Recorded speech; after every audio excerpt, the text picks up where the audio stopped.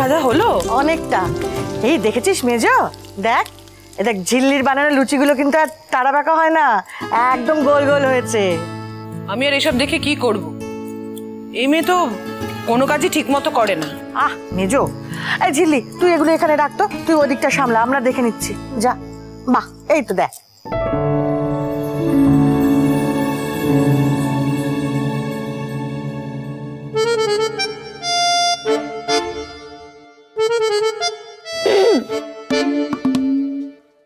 বলছি যে আমরা কিন্তু বেশ একটা জোরদার কেস খেয়ে বসে আছি, হ্যাঁ? তাই একটু ফোনটা যদি আপনি দয়া করে কম করেন, মানে অমিত স্যার যদি ফোন করে তাহলে পটপট ফোনটা রিসিভ করে গল্প করতে বসে যাবেন না প্লিজ। অলরেডি একটা কেস খেয়ে বসে আছি। আমি কিন্তু মোটে এরকম করি না। কাছে চুপ করতো, আমি কিন্তু মোটে এরকম করিনি। অলরেডি মেজদা ভাই আমাদের সবাইকে অবজারভেশনে রাখছি। আরে আমাকে বারবার জিজ্ঞেস করছে কিছু হয়েছে কিনা। তুই বলেছিলি না? ওই ভুল খবরদার করো না রিজুদা। মিস্টার সিংহ রায় হচ্ছেন প্রেমের একেবারে দুর্ধর্ষ দুশ্মন। প্রেম যদি এই গলি দিয়ে যায়, উনি তার পাশের গলি দিয়েও যাবেন না। তার উপর আবার অমিত স্যার। দিদি, বলছিলে না ঝিল্লি গোল গোল লুচি বানাচ্ছে?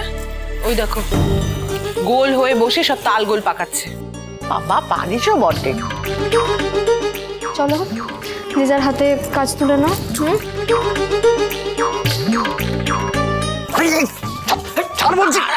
আমি কাটছি।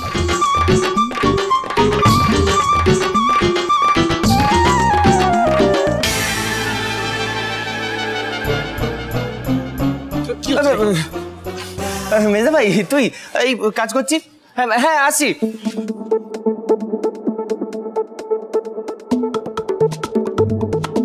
জানতে হবে এরা কি গোলমালটা পাকাচ্ছে। একটা গোলমাল তো পাকাচ্ছে বটেই, কেউ স্বীকার করছে না। নিশ্চয়ই এরা আলোচনা করবে, সামহাও ওভারহিয়ার করতে হবে। বড় কিছু গোলমাল করছে এরা, জানতেই হবে সেটা কি। আরে ঋষি বাবু যে, কি ব্যাপার? হাতে ল্যাপটপ, এখানে এসে কাজ করবি নাকি? কিন্তু আমরা তো তোকে ডাকিনি।